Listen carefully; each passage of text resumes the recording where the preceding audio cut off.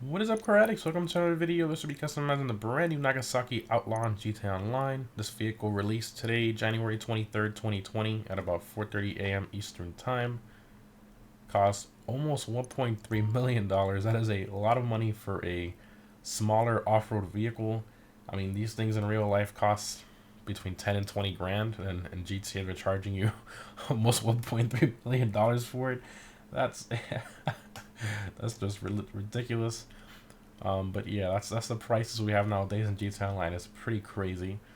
I guess this thing is kind of different and unique, which is why I probably priced it that high. Regardless of what it costs in real life. We had the Vagrant that came out with this update as well. That came out on day one of the update. That one was 2.2, so this one's about $1 million less. But nevertheless, that's still a decent chunk of money for what you're getting. So, as always, I already bought it. Here it is right here.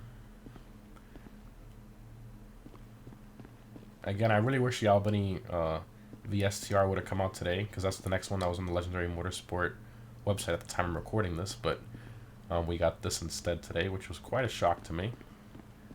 But I went ahead and got my Vagrant, parked it next to it, just so we can kind of compare the size difference and all that. Of course, they're both in the off-roads class. So yeah, I'm pretty sure most of you know what this is based off of. Some Can-Am or Polaris, right? But specifically, it's based off the Can-Am Maverick X3 Turbo. Is right there. Pretty decent, I guess. Like I said, these are, between $15,000, $20,000, $25,000, depending on which version you get. But they're definitely not $1.2 million. But yeah, so let's go ahead and see what kind of customization we got.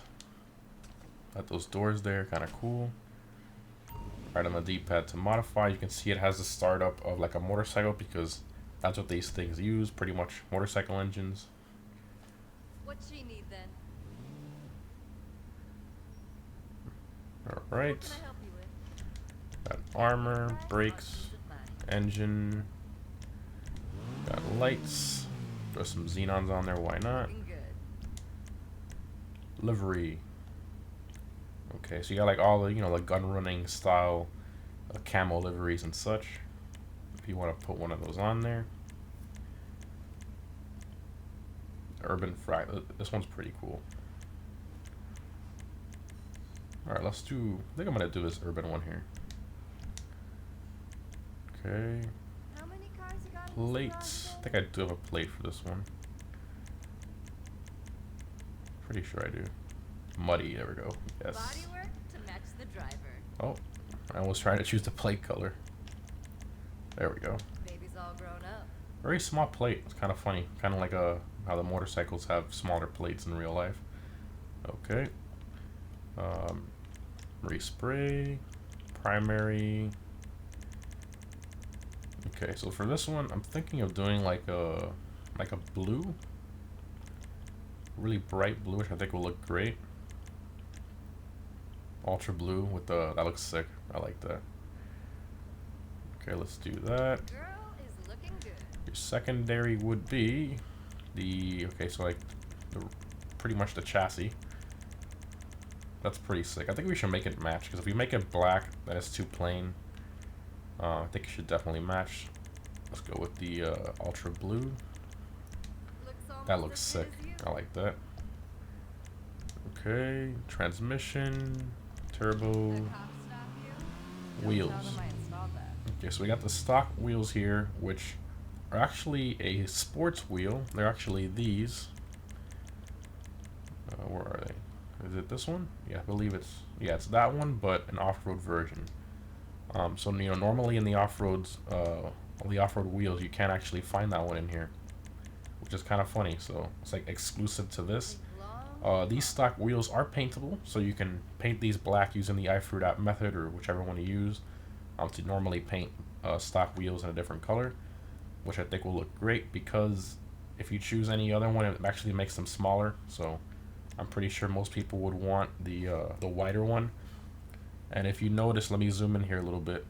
The inside of the wheel, you can see the stock one has like this cover. Life is hard when you can And then this one just kind of takes that cover off. It looks a little less detailed, which kind of sucks. So I definitely try to keep the stock ones if you can. Let's see how a tuner or a high-end looks. It still has the same thing. Okay. A high-end, just, you know, I like to show it just so you can see. Yeah, it's like that. Okay, so definitely try to keep the stock one if you can. For now, just because I want to see how black wheels look on it, I'm just gonna, I guess I'll just choose this one for now, but I will be putting the stock ones back on in black later on. So let me just paint those black. Yeah, the black wheels on this thing are definitely a must in my opinion, and I think the custom tire lettering, I think that kind of adds a little bit to it, which looks great. So let's do that. Okay, and that's it. So very, very disappointing. On top of the fact that it costs over $1 million, there's no visual customization, sadly. So I mean, no roof lights, no rear spare tires, only one exhaust option.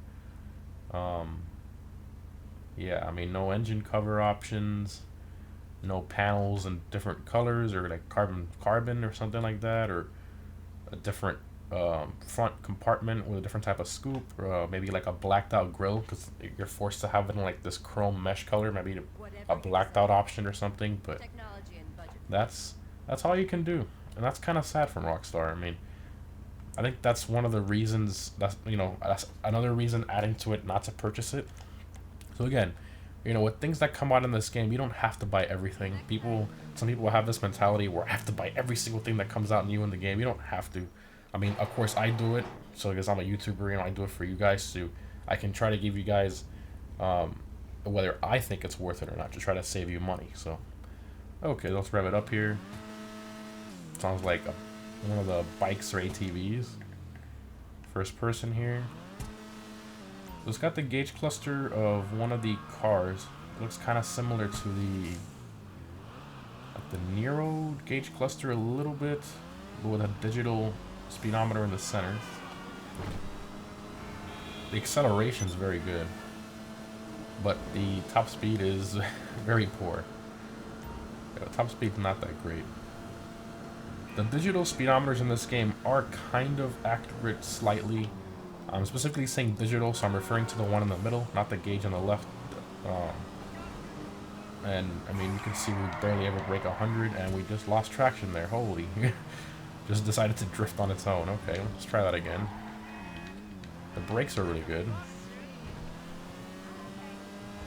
This thing drives so weird.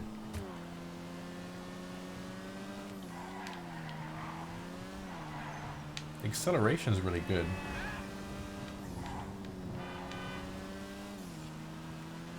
Yeah, but it's just... That's funny. The Vagrant understeers a lot. This thing feels like it wants to oversteer a lot. Two different extremes here. Let's take it on the golf course really quick. I know, I mean, it's the closest thing around here we have to off-road, so might as well. I could go on the mountains as well, but... See? Yo, suspension travel. Wow, suspension travel is amazing. I mean, obviously we have those humongous shocks you can see, but I just wanted to test it for myself. You know how Rockstar is sometimes. Yeah, very, very, I like that. That part's awesome. I think if somebody, I think there's some races that are made here in the golf course. I definitely think that if you choose this vehicle on here, that would be super fun. I almost drowned it there. It holds, and it stays up in the air really long, so that's nice. Not bad. Let's take it on the mountain really quick. Oh, well, there, flipped it for the first time. A little glitchy too when it flips. Try to double clutch mid-drive. See? Try to launch it here. Doesn't want to do it. Let's see if we do the regular brake method attached to it. There we go. We got to do it. Wow, this thing climbs very well. Definitely climbs very well. Let's try to do this really slowly. Let's see here. It's struggling a little bit here, but it still does it. Look at that. I guess you gotta do it at slower speeds. It likes to stay in the air a lot, which is good. I mean, I guess they kind of built in how lightweight it really is. Pretty cool. I mean, not bad. It's I guess it's decently fun to drive around, but the lack of little to no customization and a ridiculous price, is it really worth that amount of money for you to have fun? I don't think it's worth that price. Again, that's just my personal preference. I know some people will say, I don't care if it doesn't have customization. I don't care if it costs $10 million. It's fun to me and it's worth it to me. So I mean, for those people, I mean, I guess that's all you. But for the people who like to save their money and stuff, I do not recommend buying this. Definitely skip this one. There's nothing really special about it. And if you really, really want it, I guarantee you they're gonna put this on a 50% discount on the feature. It's probably gonna happen. So if you really, really want it, just wait for that, or just wait for a discount in general on it. It's not worth buying it now. There's literally no reason for this. I'm not sure who wanted this in the game. You know, as far as somebody saying, I really want a Can-Am in the next update, I haven't heard anybody say that, but for the people who did, I guess your wish came true. But sadly, there's no light bars, no spare tire, there's literally no customization, which really sucks. But at least you can put a camo livery on it, right? Hope you guys enjoyed the video. Don't buy this one, guys. Save your money. Thanks for watching, and I'll see you in the next one.